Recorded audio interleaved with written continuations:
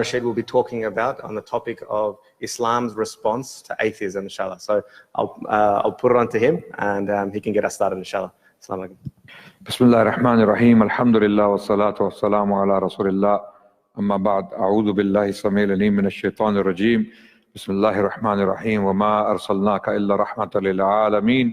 Wa qala Rasulullah sallallahu alayhi wa sallam. لا يؤمن أحدكم حتى أكون أحب إليه من والده وولده والناس أجمعين أو كما قال عليه الصلاة والسلام.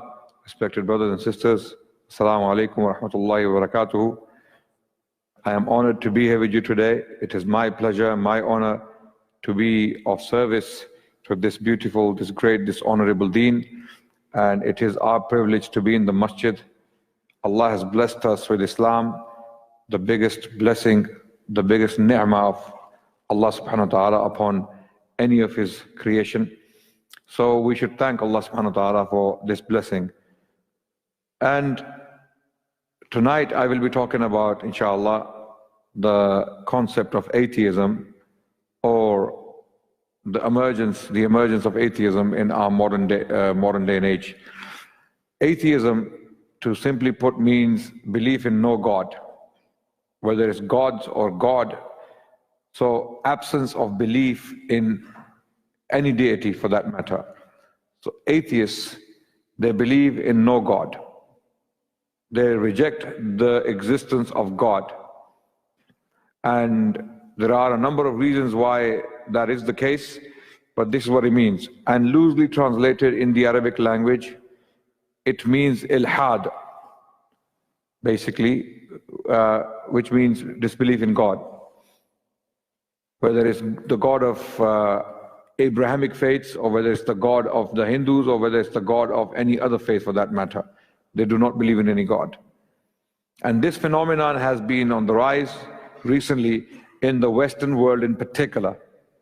In the Western world, religion has been on the decline because Christianity has not convinced people living in this modern age. Since last 2 centuries, Christianity has been going down. Belief in Christianity, if you go to the Western world now, when I say the Western world, I mean Europe, Americas, and Australia. Australia is also part of the Western world. So if you speak to people, a lot of them, and I say millions of them, they will say they have no religion. They have lost their faith in Christianity.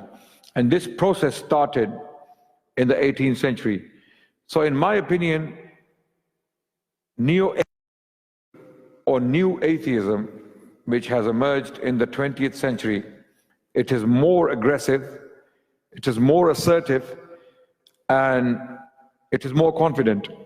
While in the 19th century and in the 18th century, atheists and atheism was on the back foot. Now, because Christianity has failed to defend itself intellectually, atheists think that Islam is the same. They feel that if they have defeated Christianity in debates and dialogues or in intellectual discussions, they feel Islam is exactly the same.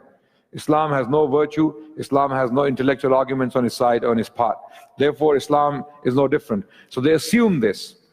But recently, there has been a surge of Muslim scholars and activists and Muslim speakers who have challenged atheistic scholars and their speakers and their debaters. And alhamdulillah, many successful debates have been conducted, and some of the weakness of atheism has been shown in these discussions. And few of these points will be discussed in due course tonight, inshallah.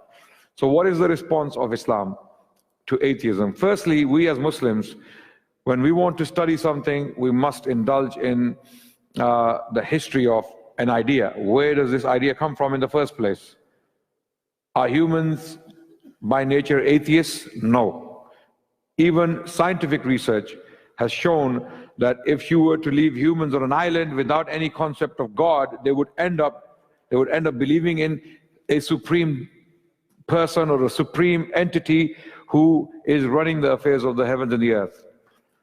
And this has been shown by some research done by Oxford University scholars.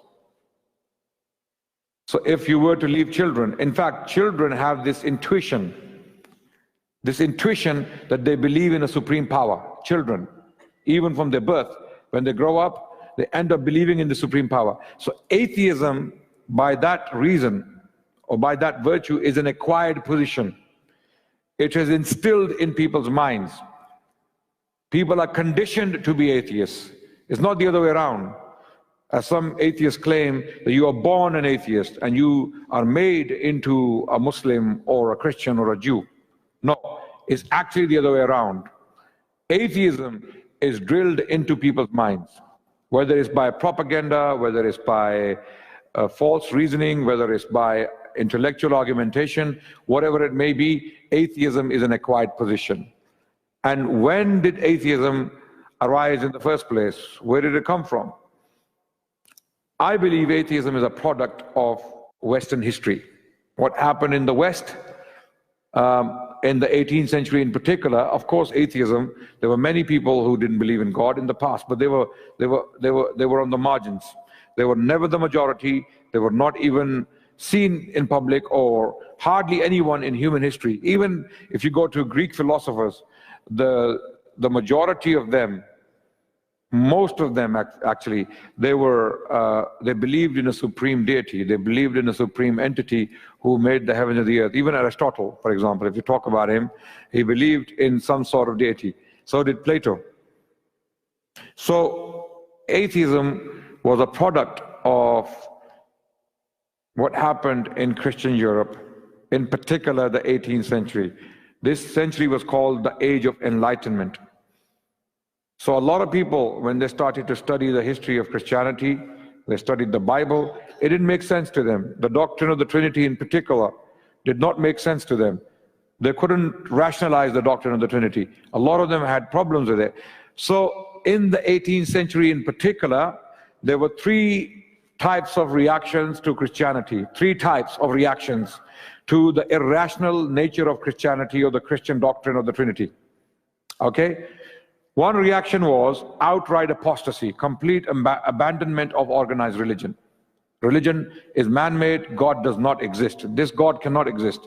When they read the Bible, there are a lot of massacres and, genocides in the Bible. So these guys, these people, they could not come around to believe in a God like that. So they rejected the concept of God entirely. Then the second reaction was people abandoned belief in organized religion. They could not possibly, due to their rationality and their research and the observations of the universe, they could not possibly reject the existence of a supreme power who has made all of this, the universe, the heavens and the earth. They could not possibly reject that. So they became deists. Deism is a position where people believe in a supreme entity, but this entity just created the heavens and the earth and left the universe to run by itself. He is like an absentee landlord. He rents the property and he walks away. Doesn't care about the rent or the tenants. So this is what deists came up with, that Christianity doesn't make sense. God has to exist, because all of this, rationally, when they thought about it, then what do? They abandoned belief in organized religion, such as Christianity, and they became deists. So this was the second reaction. The third reaction was Unitarianism. A lot of these Christian scholars, philosophers, thinkers, intellectuals, they started to believe in the doctrine of the unity. So they became Unitarians. They rejected Trinity. They said Trinity doesn't make sense. It's not in the Bible. It's not a biblical doctrine. It cannot be supported from the Bible. Therefore, we have to reject this doctrine. It is a corruption within the religion of Christianity. The message of Jesus Christ was corrupted by early and later Christians. Therefore, we have to revive. We have to review our doctrine altogether in the light of the Bible. So they ended up with the doctrine of the Trinity. Many major intellectual figures in the 18th century became Unitarians. And you'll be shocked to hear this. Some of them I will mention by name. Isaac Newton. Have you heard of him? Isaac Newton, right? Gravity. He's known for his physics and his work, general work in science. He was also a theologian. He wrote on theology more than he did on science. Some of his manuscripts were recently found in private collections. He wrote over 3 million words on theology. And he wrote that the universe was made by a supreme entity. And the supreme entity has to be one. It cannot be three. Cut the long story short, he became a Unitarian, albeit in secret. But he was a Unitarian. This was revealed later on when his works were published posthumously after his death. And people realized, hold on, Newton was a Unitarian. Then John Locke, a very important figure in the British history, the founder of modern democratic principles, was a Unitarian. Then a mathematician known as William Whiston, Unitarian. Then we had later on the man who discovered oxygen. His name was Joseph Priestley, a scientist par excellence, right? He became a Unitarian. In fact, he wrote a book against the doctrine of the Trinity titled Corruptions of Christianity. The Corruptions of Christianity. In 2 volumes, he published this work in 1782 in Birmingham, in Britain. And because he wrote this book, in the early 1790s, his house was burnt down in Birmingham. So he had to run for his life. He ended up in Pennsylvania in the US. He migrated to Pennsylvania, and that's where he remained for the rest of his life. Then we have people like Thomas Jefferson. Thomas Jefferson, the man who wrote the Declaration of Independence, one of the founding fathers in America. And John Quincy Adams, for example, or John Adams, the president of the United States in the early 19th century, was also a Unitarian. So a lot of these intellectuals became Unitarians because they couldn't make. But one of the reactions was outright apostasy and abandonment of belief in God, or any God for that matter. But even in the 18th century, these people were a minority. One of them was David Hume. David Hume was a philosopher who had written extensively on philosophy of science as well. In fact, is based upon a lot of his writings. And then there were others who were not outrightly atheistic, but they came up with some of the ideas. Immanuel Kant, for example, the German philosopher, he was not an atheist, but he actually broke away from organized religion as well. He criticized Christianity extensively. Then we had Voltaire, who also was a deist, not an atheist. So atheism was a product of this intellectual exercise, or many intellectual exercises within the 18th century. Now, why did these people not become Muslim? Or why did they not consider Islam? Unfortunately, the view of Islam they had was heavily distorted. And there are many books written on this topic, how the Europeans or the Westerners viewed Islam throughout centuries. Many books have been written on that topic. Okay, one of them is a very important work you must consult, Islam and the West, Making of an Image. And this work was authored by a man called Norman Daniel. Okay, Norman Daniel. He has collected all the history of how the Western people viewed Islam throughout the Middle Ages, how Islam was viewed. And that view was passed on to later generations during the Renaissance period. And then during the Enlightenment period, people, when they read about the Prophet of Islam, the presupposition or the beginning point was that he's an imposter. He is a false prophet. So this is the lens they studied with the Prophet with. So they couldn't see anything positive in the life of the Prophet ﷺ. I had a debate tonight. Before I came to this masjid, I had a debate. And I had a debate with this Christian apologist called Dr. Bernie Powers. And even he, during the debate, he struggled to come up with anything positive about the Prophet ﷺ's life. Hardly anything. And the things he did mention were mostly negative, right? So this is how the Europeans have had a bias and a prejudice towards the Prophet ﷺ for a very long time. And there's a huge tradition to that effect. So it's not something which is modern. People think misconceptions about the Prophet ﷺ only happened because of ISIS, or only happened because of Al-Qaeda, or only happened because of these recent wars and geopolitical events taking place around the world. No, this tradition is very old. It goes back all the way from the very beginning of Islam. So when Christians were writing on the Prophet ﷺ, they portrayed him as an imposter, as a false prophet. So they could never, the Christian masses, when they were reading about the Prophet ﷺ, they didn't have a sympathetic view. It only started in the 19th century when some people realized, hold on, we're going too far now in criticizing this man. He was a noble man. He did great things. His people, his followers achieved a great civilization. So we can't be unjust like that. And to mention a few names, George Bernard Shaw was one of them who wrote like this, and Thomas Carlyle, who was a man of literature, who also, and there was a man called David Davenport. He wrote an entire book, putting the record straight, and the book was titled An Apology for Muhammad and the Quran, right? So many people, in fact, Edward Gibbon, who was an atheist, who was writing in the late 18th century, he wrote a huge history of the decline and the fall of the Roman Empire. Even he praised a lot of things about Islam, right? Adam Smith, who was an economist in the 18th century again, who wrote positively about Islam. So many people who started to study Islam on its own terms, they started to read. But even then, they didn't have the best sources available to them, right? So Islam was not an option for them, unfortunately.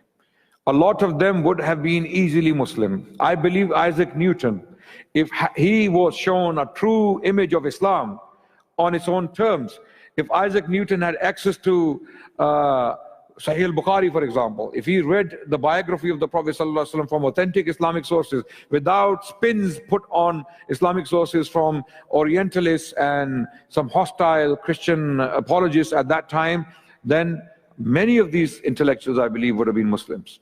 In fact, some of the people in the 19th century did become Muslim. One of them was Abdullah Quilliam, very famous person, one of the most prominent Muslim figures in the 19th century. Many people, and later on in the early 20th century, when more sources became available, more people came to Islam. Marmaduke Pickthall, a very famous English translation, you can find it in your masjid. He was a man of literature, again studied the Quran and Islam and became a Muslim. Muhammad Asad was an Austrian Jew. His name was Leopold Weiss, and he died in the 1990s. He became a Muslim. He spent time with the Arabs during the early days of Saudi Arabia, and then he met many Muslim figures, including Muhammad Iqbal in India, and then Muhammad Iqbal advised him to stay here because we are about to create another state in the name of Islam called Pakistan, and we will lead you. And Muhammad Asad, being an Austrian Jew, represented Pakistan in the United Nations. Not a lot of people know this. And Jinnah had actually given him a task to write the Islamic Constitution of Pakistan. Unfortunately, that task was never completed for some reason, and Pakistan remains a predominantly secular state to this day. So, coming back to atheism. So atheism was adopted in the 19th century more so than it was in the 18th century. It was a reaction against irrationality of Christianity. So it became fashion in the 19th century. So there were many thinkers during the 19th century who started to call themselves rationalists.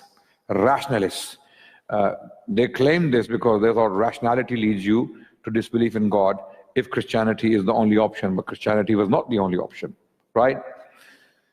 So many philosophers then started to devise arguments against atheists.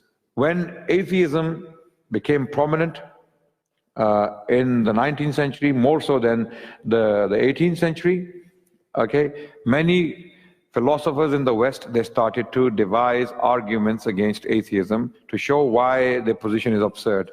You cannot possibly intellectually, rationally refuse the existence of God. You can't. It is impossible to do that if you are honest about the creation, if you're honest about the natural phenomenon, if you are honest about the universe. Okay, so a lot of people started to devise arguments. But subhanAllah, by the grace of Allah subhanahu wa ta'ala, a lot of these arguments were put down already in the Quran. Allah subhanahu wa ta'ala preempted all of this activity 14 centuries ago.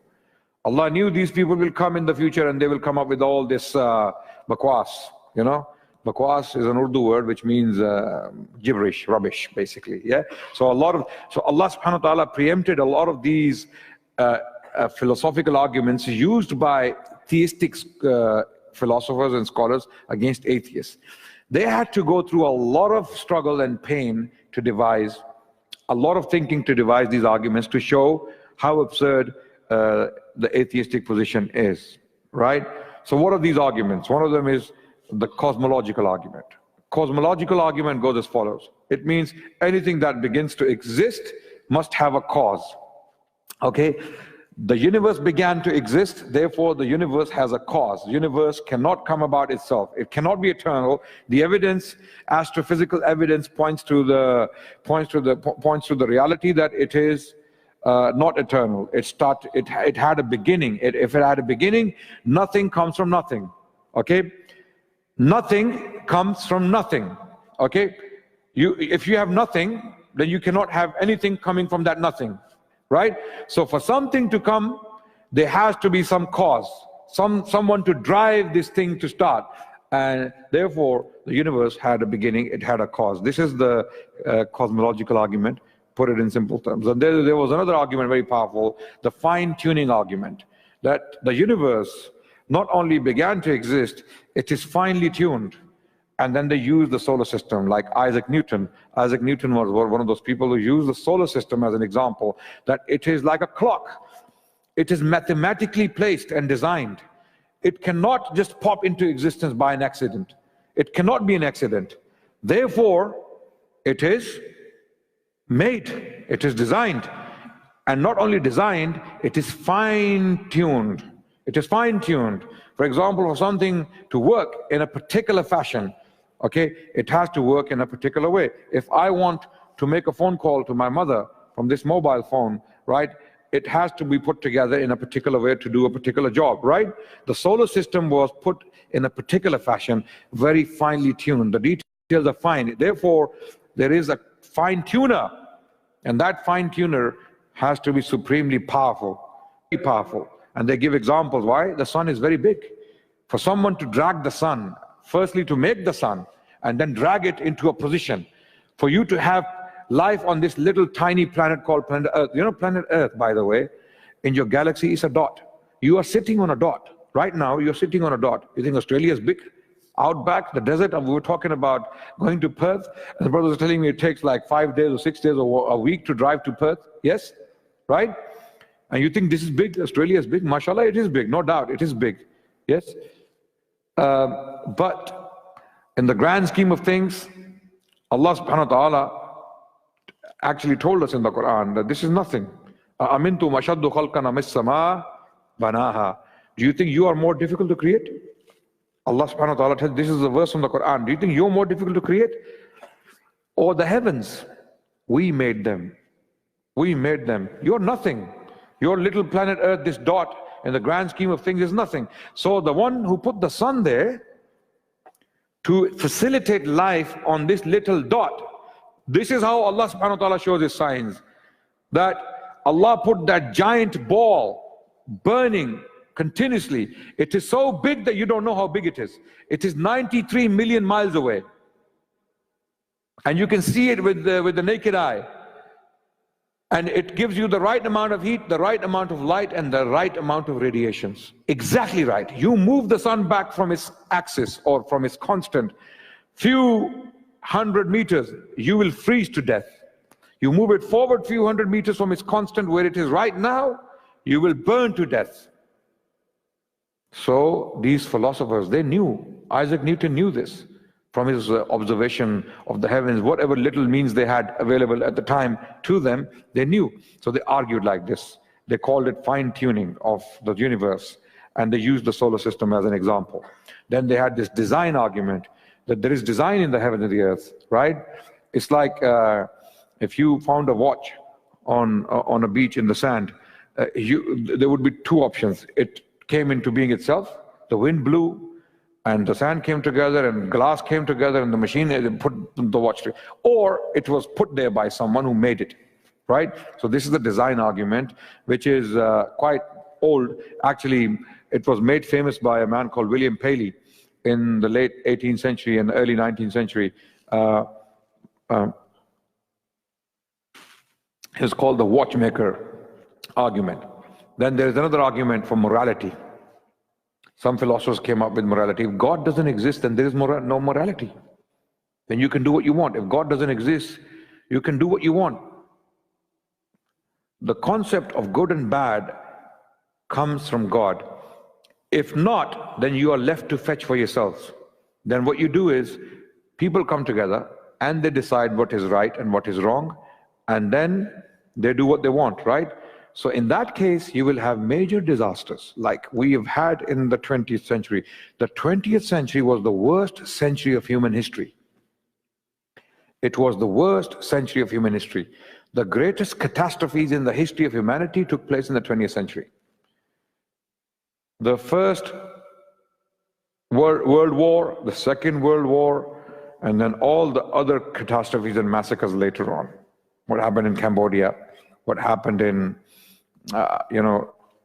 other places around the world. I mean, I can give you Rwandan genocide, and the list goes on. And it continues to this day. Why? Because this was a godless century. People divorced God from their political affairs. They started to decide for themselves. So Nazis came together and decided, hold on, the Jewish people are evil, they're trying to take over the world, so therefore we will destroy them, we will kill them. This is what the Nazis came up with, right? To put it crudely. And they ended up with the Holocaust, which was an unfortunate event. And the Muslim history, Allahu Akbar, how did the Muslims treat the Jewish people? The Muslims protected the Jewish people for over 1,000 years. You know why Jewish people survived? You know why Jewish people survived? They were facing extinction at the hands of the Christian world. Jewish scholars confirm, such as Bernard Lewis, who was a Zionist, he's a Zionist Jewish historian. He has written in his book, The Jews of Islam, that the Jews were treated far better in the Muslim lands they were treated in the Christian world. And there are other Jewish scholars who confirm that. Mark Cohen, also a Jewish historian, says the same thing. And the list goes on, right? But once they ended up in the West, and Hitler didn't do it necessarily for Christianity, okay? He did it for his own reasons. He had his own theory. He wanted to create this pure Aryan race, okay? And he was trying to experiment on the Germans to do that. So God, then what happened in communist Russia, okay? Hundreds of millions of people were killed by the communists. Because to them, man is a machine. Man is a machine, okay? Man does not have any moral value. So, many other examples can be given for all these disasters that took place in the 20th century. So this was happening because people were ignoring God and his instructions. So when we keep going studying the history of atheism, we come to realize that these arguments people were devising, they were very powerful, but many of them were already covered in the Quran. So these arguments I'm putting in front of you were devised by philosophers, thinkers who wanted to counter atheism. So morality, argument for morality, that morality does not exist without God. If God does not exist, then morality becomes a relative topic. It means it's relative. It may change from place to place, from time to time. What is rape here may not be rape in, let's say, in America. Or what is murder here, what is evil here, it might not be evil there. For that reason, now people are campaigning to have sexual relations with animals. In Denmark and Germany, there are people who are campaigning that they want to have sexual relationship with sheep and donkeys and horses and goats and stuff like that. And you think I'm joking? Google. Just Google, Sheikh Google, right? Go and put in Google bestiality in Europe. Bestiality or zoophilia. Zoophilia in Europe. And you will see all the articles coming up where people are campaigning. Would that be possible under a religious establishment? No, that wouldn't be possible. Okay, so in the name of freedom, firstly, freedom from what? Freedom from God. Freedom from God, right? And then what follows is complete freedom from any moral convictions you may have, right? So now morality is relative. Okay, now I like to sleep with dogs and cats, and I would like to have sex with sheep. So it's okay as long as there's no harm. So they follow, some atheists actually follow a philosophy called consequentialism. So as long as you remove bad consequences from an action or from an idea, then it's all good. This is the reason why Richard Dawkins, one of them who is a prominent atheist in the world, actually is an agnostic, he's not an atheist. He tweeted that there's nothing wrong with eating dead bodies of humans. Okay, I don't blame him because he's very consistent with his philosophy. The philosophy of life they follow. There is nothing objectively moral. There's no truth. There's no objective truth if God doesn't exist. Does that make sense? Am I making complicated points, or do you understand the issue of morality? For example, how do we know what's bad? How do we know? Who tells us? Do I tell you? Right? I may tell you something I like which is bad for the society. I may say, no, it's not bad because I like it. Okay, but you may disagree. You may tell me, no, this is bad for the society. So who tells us what's bad? God, Allah, who created you. Okay, who tells you what is good? Him, Allah subhanahu wa ta'ala, who created you. If you remove him, then there is no good and bad. He is the one who tells you you cannot have relations with your mothers, your daughters, your sisters, your aunts. Quran, yes, tells you that's your morality, right? Animals, you cannot have relations with animals, it's haram, right? But once God is removed, then mothers, daughters, sisters, animals, who cares? Who cares? I had some discussions with some atheists in Pakistan, some young boys going to university, and you know, this phenomenon is rising in the Muslim world, not because Islam is not intellectually satisfying, not because Islam is false, because these people don't know Islam. They have no idea, they don't study Islam, they assume things about Islam, and then what they get to the contrary is atheism from some of their professors. So we had a long discussion. They had a lot of students in this place, and we had a Q&A. And during the Q&A, they asked questions, and I put a question to them. These guys, because they grew up in Pakistan, Pakistan is a very conservative Muslim society. People have this, you know, Islam in them. Whether it's cultural or actual is a completely different matter, but they live Islam culturally. Pakistani people are like that, right? Like other Muslim countries, for example. So I asked these guys, would any of you have relations with your sister? No, astaghfirullah, astaghfirullah. The atheists said, no. I said, why not? Why not? God, if God doesn't exist, you believe that, right? God doesn't exist. No, God. So what's the problem? What's the problem? Why is it wrong? Tell me, why is it wrong? And they have no answer, right? But I said, you know why you say no? Because you have been conditioned in a Muslim society. You are conditioned. Your morality is indirectly conditioned by a Muslim society. So that's why the idea is abhorrent. It is very, very... But if you be consistent with your belief that if God doesn't exist, what's the problem?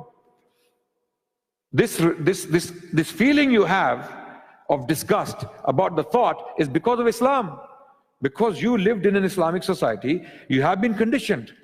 Otherwise, you wouldn't be thinking like that. If you go to Norway or somewhere like that, people are already doing this. They have no problem with this. But it is your conditioning. So, morality is a very, very powerful argument against atheism. Very powerful argument. You know, you can actually shake the foundations by using this particular argument with other arguments. Then there is an argument from consciousness. Okay, consciousness, for example, human consciousness cannot just come from accident. It is not accidental. Humans have cognition. They assess and they decide and they implement, they plan, they make things, right? Humans are intelligent. We have cognition. So this consciousness cannot just emerge all of a sudden out of the blue. No, or it cannot evolve. Okay, it was put there. This was planted in us. And we were given this ability by a supreme consciousness, by a supreme power. Okay, so these are some of the arguments we have. But But amazingly, the philosophers, they had to go through a long process of coming up with these arguments to make them effective and watertight. But amazingly, Allah subhanahu wa ta'ala put them 14 centuries ago in the Quran. Right? For example, cosmological argument, which is the beginning. Anything that begins to exist has a cause. Yes? Right? Allah subhanahu wa ta'ala tells us in the Quran, Surah Al-Baqarah, 116 or 117 verses. أعوذ بالله من الشيطان الرجيم بسم الله الرحمن الرحيم بديع السماوات والأرض وإذا قضى أمرا فإنما يقول له كن فيكون. He is, the word Allah used here is very specific. Allahu Akbar. بديع السماوات والأرض, the initiator, not خالق السماوات والأرض. Allah has used that in other places, but here in this verse, بديع السماوات والأرض, the initiator, the one who started, the one who pushed it. Just like the philosophers argue that the universe began to exist, it was initiated by someone. So Allah subhanahu wa ta'ala uses that very specific word in the Quran. وَدِعُ السَّمَوَاتِ وَالْأَرْضِ وَإِذَا قَضَى أَمْرًا فَإِنَّمَا يَقُولُ لَهُ كُنْ فَيَكُونُ. When he wants something to be, he says be, and it becomes. So Allah subhanahu wa ta'ala made the universe by his power, by simply saying be, and the universe started. What they call the Big Bang. The Big Bang. Okay, even the Big Bang is not fully established. It has a number of different theories. The Big Bang has a number of different 22 models, right? Whichever. We don't need Big Bang to believe in the creation of the heavens and the earth. We don't need any of these scientific theories, because Allah is telling us plainly, the universe, we started it. I started it. And when I want something, I simply say be, and it becomes. Allah has that power. Allah subhanahu wa ta'ala has that power. So now, coming to the design argument, for example, it's in the Quran. The design argument, which the philosophers came up with in the 19th and in the 18th century, what is it? That the universe and whatever is within the universe and in the planet Earth is designed. Is designed. Okay?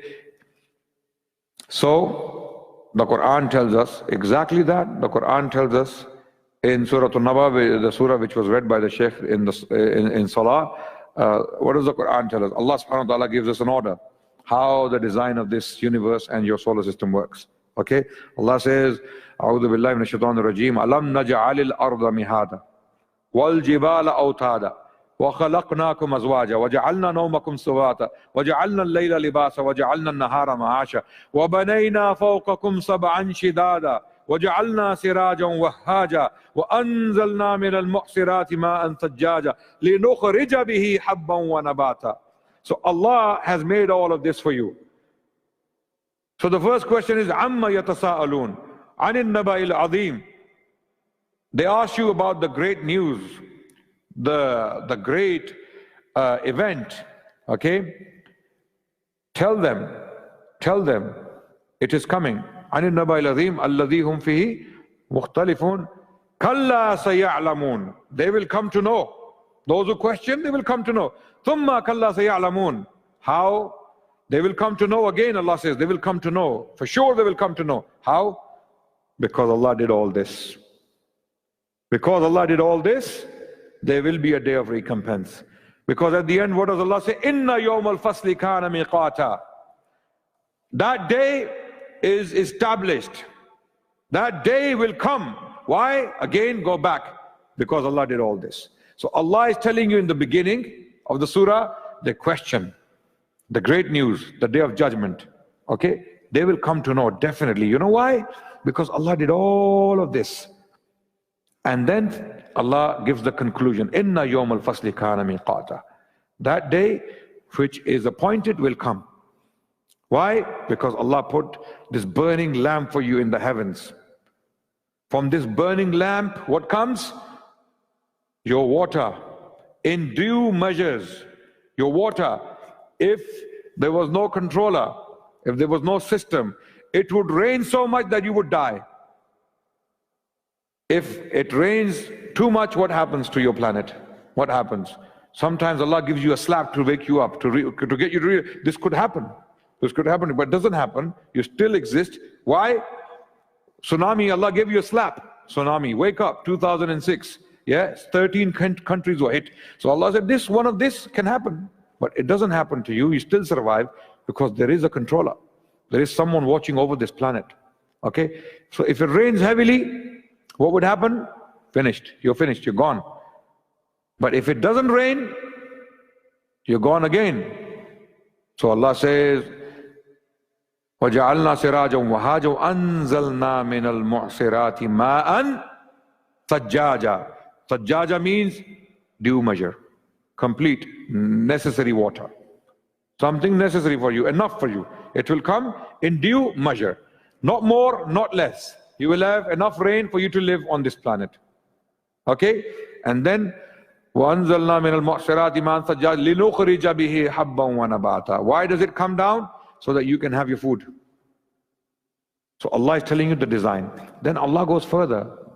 The fine-tuning argument is there in the Quran. The fine-tuning. How? Allah tells you, Ash-shamsu wal-qamaru bihusban. The sun and the moon have been put according to a calculated system. So the sun, bihusban, Allahu Akbar, the word hisab, what does it mean? Counting, calculated. Allah is telling you the sun and the moon have been appointed or placed in a calculated way. Fine-tuning. Now Allah is giving you a fine-tuning argument. This is so fine-tuned, your solar system and your universe, that it is mathematically placed. So the sun is 93 million miles away and it's continuously burning. It's burning right now. There are explosions taking place on the surface of the sun right now. When you see the sun, when it's burning, it's not burning. These are cosmic explosions, astronomical explosions taking place on the surface of the sun. One of those explosions, you know, when the sun is burning, it's exploding. The surface exploding. It's so big, it's a giant ball. It's a very big planet. It's a star. The sun is a star. And one of those explosions, when you see fire burning, what do you see? The flare. You see the flare, yes? You can't hold it, but it's a flare. One of those flares you see on the surface of the sun is equivalent to 200 billion atomic bombs. How many? According to astrophysicists, according to some estimates, equivalent to 200 billion atomic bombs. Okay, not 1, 2, 3, not 10, 50, 20, 100, not 1,000, not 100,000, 200 billion atomic bombs. One explosion, one flare. Okay? You do not have the ability to understand that power. You will never understand that power. You do not have the ability, you the humans, right? And Allah has placed it there. Okay? And despite all that power and that heat and that strength and those radiations, you get enough, the right amount on this planet. Even the sun and the moon is necessary. The moon, if you move the moon or disturb it, again, life would be disturbed on this planet. Even if you start to kill animals, the life on this planet will be endangered. People are poaching animals, people are killing animals. You know, even wolves in the wild, even the lions, they have their role to play in the ecosystem. You disturb the planet, you disturb the system, your planet will start to show signs, as it is already showing signs. Okay? So this is the fine-tuning of the universe. The sun and the moon have been placed bi husban. An-najmu wash-shajaru yasjudan. Okay? And then Allah subhanahu wa ta'ala continues giving reasons as to why this universe is fine-tuned. And then the morality, Allah subhanahu wa ta'ala talks about morality. Afa hukmul jahliya yabghun. Are you going to turn to the ways of the past, the ways of ignorance? For the believers, for those who believe in Allah, His might and His majesty, for those, what better instructor, what better teacher is there than Allah subhanahu wa ta'ala? Then Allah is the one who gives you your morality, your living standard, your lifestyle. It comes from Allah. You ignore it, you will suffer. You adopt it, you will prosper.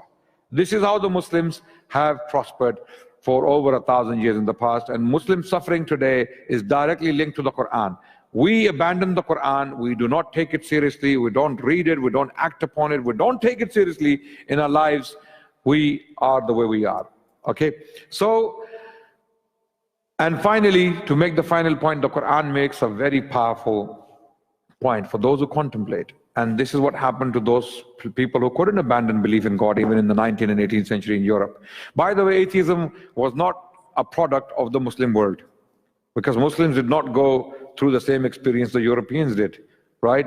There was a lot of suffering in Europe. There was a lot of persecution and oppression and cruelty in Europe. Okay, people were being burnt at stake. They were being burnt alive for having opinions throughout Europe. And this is history. Go and pick up books on Inquisition. Go and pick up books on witch burnings, right? There are academic historians who have written on these topics. You must study history, O Muslims. You must study history. You must understand what happened before you, so that you can actually talk to people today and show them what happened before us. So let's not repeat those mistakes, right? So, and you can show them how Islam was a great civilization, how Islam didn't have these problems. Atheism is not a product of Islam and Muslims. It has been exported to Muslim lands from other places. It came with colonialism. It came with colonialism. Identity crisis which the Muslims are facing today in the Muslim world and elsewhere is because of colonialism. Okay, when the colonial powers left, they left behind intellectual enslavement for the Muslims. We need to free ourselves from that intellectual enslavement and pick up our own tradition, our own philosophers and thinkers and theologians and historians, and you will see how powerful our civilization is. You have no idea. You have no idea how powerful our civilization is, how powerful our intellectuals and our poets, our philosophers, our thinkers are, our theologians, our ulama, our scholars. Look back and start reading and studying. Read them in the Arabic language, read them in the Persian language, read them in the Urdu language and other languages you may have. Because these three languages are mentioned, they have most of the Islamic literature is found in these three languages. Read them in their languages. You start reading poetry of Al-Mutanabbi, for example, or Hafiz in the Persian language, or even Sa'di and other Persian poets, Nizami and Khaqani, and start reading Iqbal and these people, then you will find out our intellectual tradition, how strong and powerful it is. Right? So the point I'm making is this onslaught of atheism is working on our children is because they have this identity crisis. We're not teaching them about our civilization. We're not showing them our intellectual tradition. So finally, the Quran tells us in a very powerful verse, A'udhu billahi minash shaitanir rajeem, Inna fi khalqis samawati wal ard waqtilafil layli wan nahar la ayatin li ulil albab afala ta'qilun. Allah subhanahu wa ta'ala tells us in this verse, in the creation of the heavens and the earth. Subhanallah, Allahu Akbar. Look how Allah subhanahu wa ta'ala clarifies this. In the creation of the heavens and the earth, which is the universe. The universe, وَاخْتِلَافِ اللَّيْلِ وَالنَّهَارِ. Then he narrows it down to the solar system. The ikhtilaf of layl and nahar, the changing of the day and night is based upon what? The solar system. So Allah talks about the universe and then he brings you down to the solar system, something you can see. The universe you cannot see. You don't know what's out there. You have no idea. There are billions of galaxies, immense space, unbelievable, unimaginable space, right? But then he brings you down to something you can see, the solar system. There are signs for those who contemplate. Will you not then have sense? Will you not then have intellect? Wa akhiru da'wana and alhamdulillahi rabbil alameen. Jazakumullahu khairan for listening, brothers and sisters. So do we have a Q&A or should we? Okay, if the brothers have any questions, please do ask and I'll try my best to answer.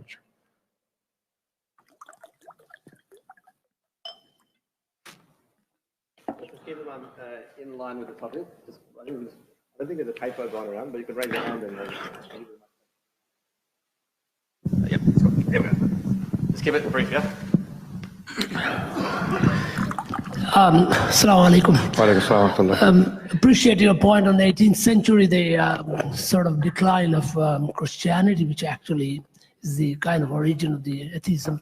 I mean, the only missing part that we actually know is that Christianity caused so much of sort of murders and, you know, the king versus, and because the priest actually took over the king's power and they did. Yes. So, I mean, is it necessary to actually, for us to learn all that? Because that's how they destroyed the religion. I had to travel recently all over Europe, and believe it or not, I got a lot of friends in Europe, Belgians and Germans, and all of them are atheists. I couldn't find Christians at all. And this is exactly happening all over UK as well, which is very painful because they said they're not opening churches anymore at all. Fortunately, Australia was a very good Christian country. 60s, 80% churches were full. Now you go on a Sunday, you find 5 guys mucking around and it's gone, which is really very painful. But of course, we still consider them house of God. We have worship the same Abraham God, Jesus God, Moses God. But their decline is still frightening to us. Obviously, our philosophies are so strong and good. If you can transpire to our children, the children are expected to hold on to Islam, which is right. But their decline itself, I mean, complete loss because of this 200 years history is very difficult for us to accept also. I mean, what can we do as far as such things not to happen? Because even Muslim countries are getting involved in similar, they are giving new religious reason. But we know for sure all these things that are happening is not really controlled by Islamic world, is controlled by their side, you know what I mean? So, I mean, it's very complicated, but do we need to have an expertise on this knowledge, new political knowledge? Because really, we like to separate Islam from political influences.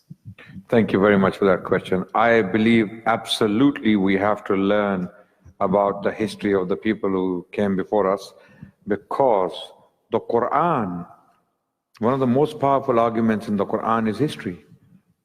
هل أتاك حديث موسى ألم ترى كيف فعل ربك بعاد إرم ذات العماد التي لم يخلق مثلها في البلاد. Okay, ألم ترى كيف فعل ربك بأصحاب الفيل. So Allah subhanahu wa ta'ala talks about previous people, Banu Israel. Okay, Surah Baqarah is full of Banu Israel and the story of Banu Israel and other people. So Allah makes them an example. So to learn about the people of the past is absolutely crucial. In fact, it is Islamic. It is exactly Islamic to learn the history of the past so that we can actually tell the world what happened before us to avoid those mistakes and those errors, right? So history teaches you about the past so that you can avoid all the pitfalls. It prepares you for the present and it makes you foresee your future. It makes you predict your future more accurately. So history is very important for that reason.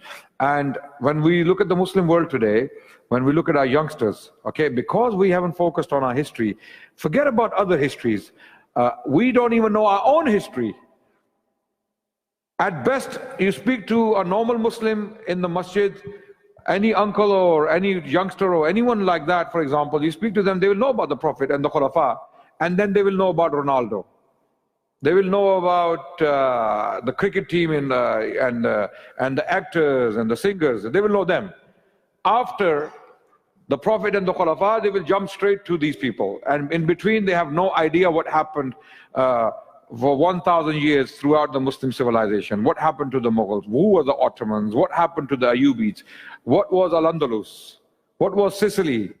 Okay, what influence did the Muslims have over the Europeans? What did the Muslims do?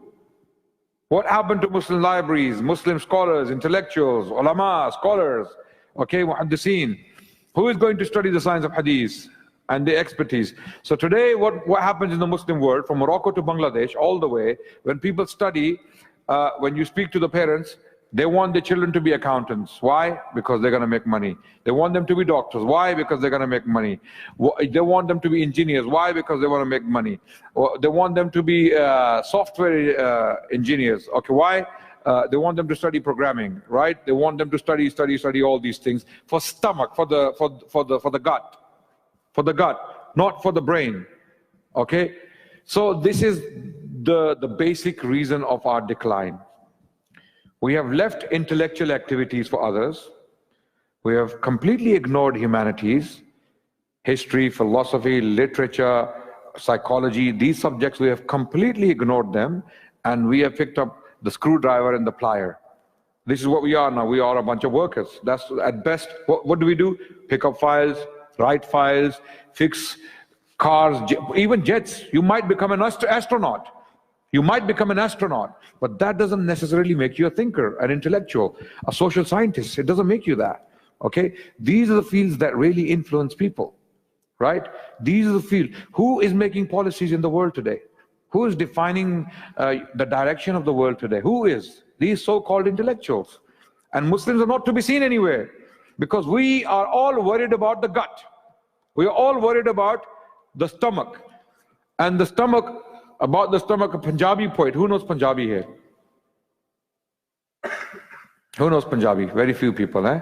One of the Punjabi poets, I'll still say it, and then I will translate it. He said,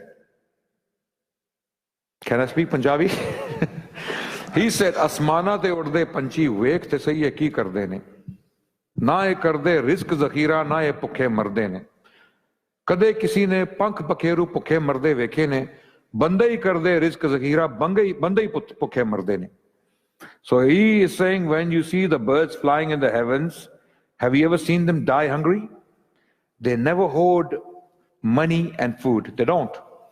And yet, they come back completely full. Their stomachs are full. But it is men who hoard money and food, and it is men who die hungry. It is men who die hungry, right? Allah will feed you. Believe you me, when your mind is full, when you are a thinker, when you are an intellectual. I'm not saying don't master these fields. Don't get me wrong. It is halal way to earn money. It is ibadah.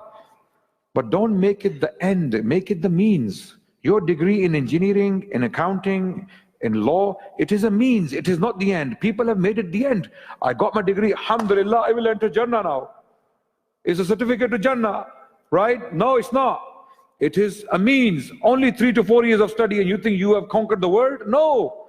It's going to bring food to your table. No problem with that. Alhamdulillah.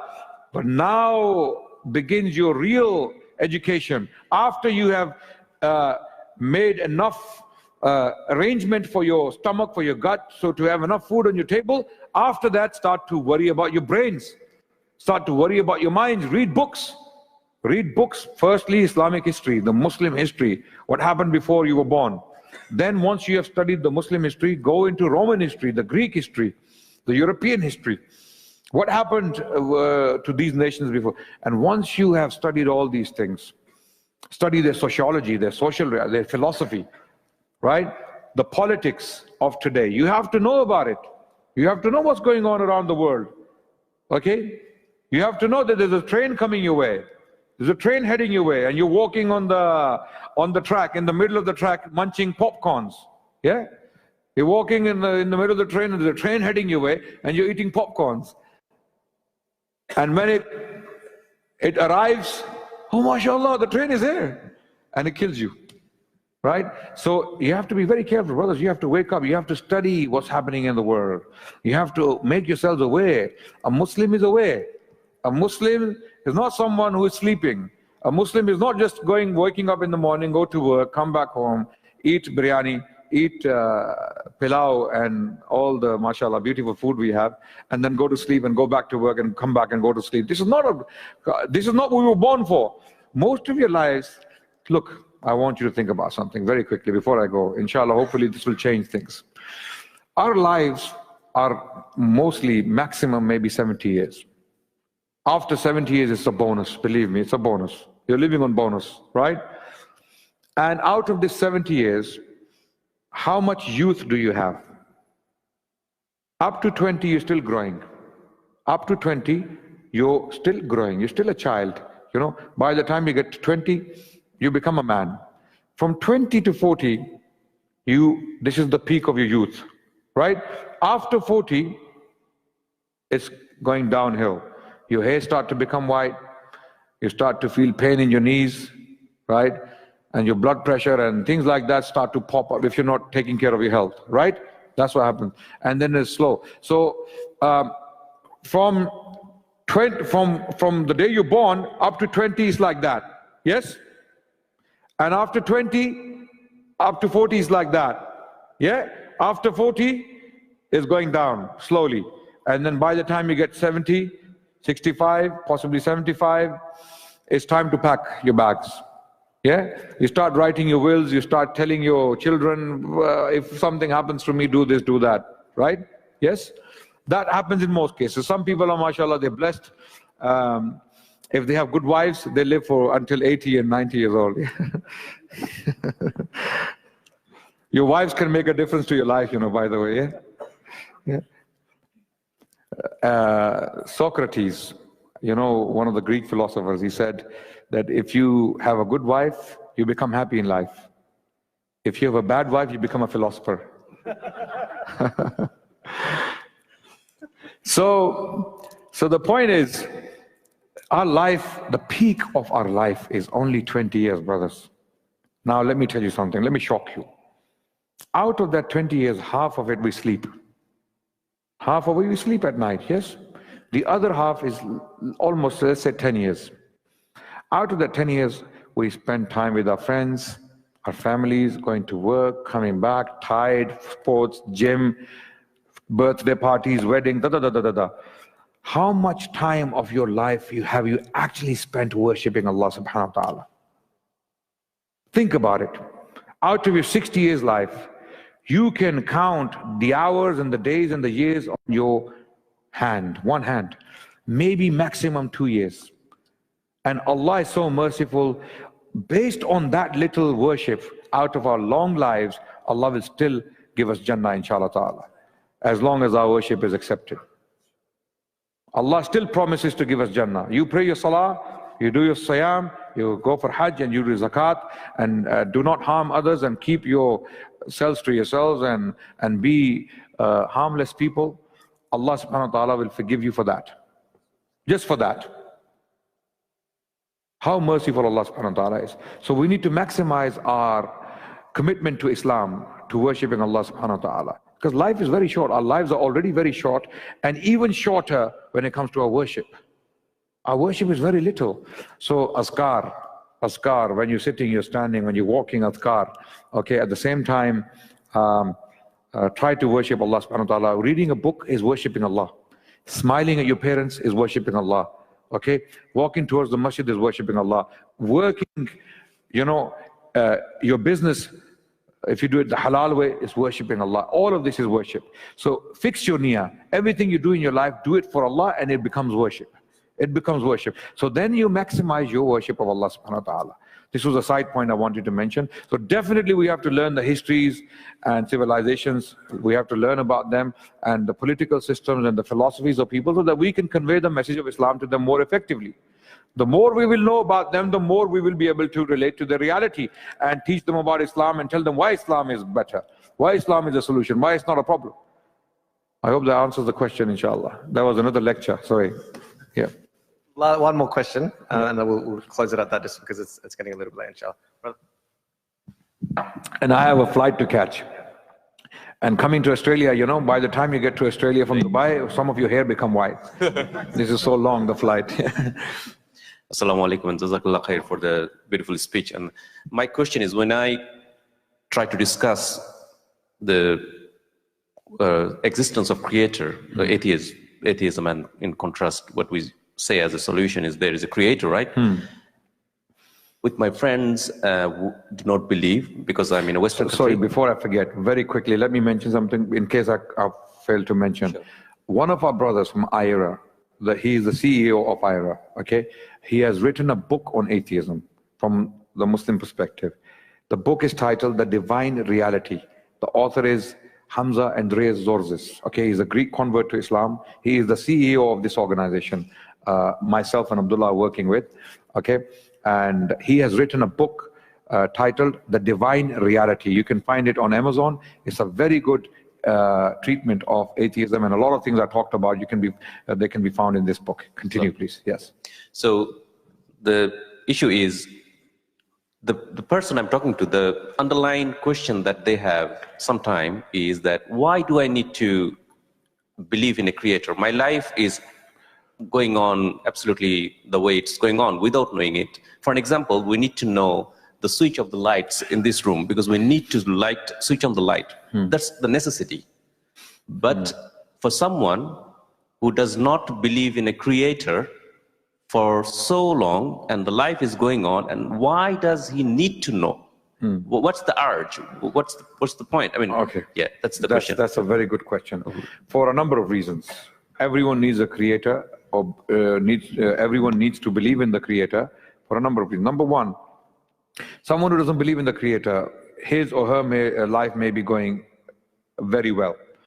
But belief in creator drives you to help others. Because if you do not believe in a creator, you may become self-centered. You may live your life nicely, but you may not be very useful for others. Okay? You may not be able to help others because you don't feel the need. You don't need to, you don't have to do it. Why do I have to do it? My life is fine. My electricity is working. My money is there in the bank. And I have a good job. I have a good car. I enjoy my life. I can go surfing and all that. Okay? I don't need to do that. But belief in the creator makes this planet a better place. Right? That's why belief in the creator is not an individual thing, it's a collective thing. It helps people collectively. So when you start to believe in a creator, you start to feel a sense of responsibility towards your parents, towards your children, towards your wives, towards your society, towards your neighbors, towards the world at large. Okay? This is what a belief in the creator brings with it. It removes selfishness from you. It doesn't make you self-centered. You're not self-centered anymore. You are completely in submission to your creator. You follow his ways, and that brings happiness. Amazingly, you need the creator also because it makes you happier. So you may be, for example, satisfied with what you have in life, but you may not be happy. The most prosperous nations in the world, what nations they are? Scandinavian states, right? Norway, Holland, Denmark, and they do a lot of things there. They have plenty of booze, they have plenty of freedom, they have plenty of material prosperity, but what they don't have is happiness. Over half the population is on antidepressants. People feel very lonely. Suicide rate is very high. Japan is one of the richest countries in the world. It's one of the most organized countries in the world. It's one of the cleanest countries in the world, right? And people are killing themselves. The suicide rate, the depression, the people are very lonely because they are self-centered. If you go to Japan, I haven't been there, but those who've been there have told me themselves that people are very self-centered, very, very self-centered. They don't have a social life. They don't communicate. Because why? Go to work, make your money, come home, but then it makes you depressed. Loneliness. This is why Islam is a communal faith. Masjid. Come to the masjid. When you hear the call, come to the masjid. Meet the Muslims, meet, talk, converse with each other. It's a social faith. It's not lonely. You can't be lonely. And if there's no one in the masjid, if someone is missing with the masjid, you go and find out what happened to this person. So there's a lot of wisdom behind believing in the Creator. Okay, once you start to believe in the Creator, you see that there is if you practice His instructions properly. If you're being partial in following Him, you follow half His instructions, the other half you don't feel comfortable with, you leave it, then it's not going to help you. But you have to be in submission to the best of your ability. Allah tells you, فَاتَّقُوا اللَّهَ مَا اسْتَطَعْتُمْ. Fear Allah to the best of your abilities. Fear Him as much as you can. Okay? What you can't do, Allah will not question you about that anyway. Right? So that's it. This is why it is important to believe in the Creator. Okay, we'll leave it at that. Jazakumullah khair. Brother Adnan will be here for a little bit longer, so we might be able to give him some personal questions. I know he has to jet soon, but he will stay here for a little bit longer. Yes, he will. Yes? Inshallah. Yeah, inshallah. Inshallah. Oh, it should be. Inshallah. Subhanakallahumma wa bihamdika nashhadu an la ilaha illa ant nastaghfiruka wa natubu ilayk.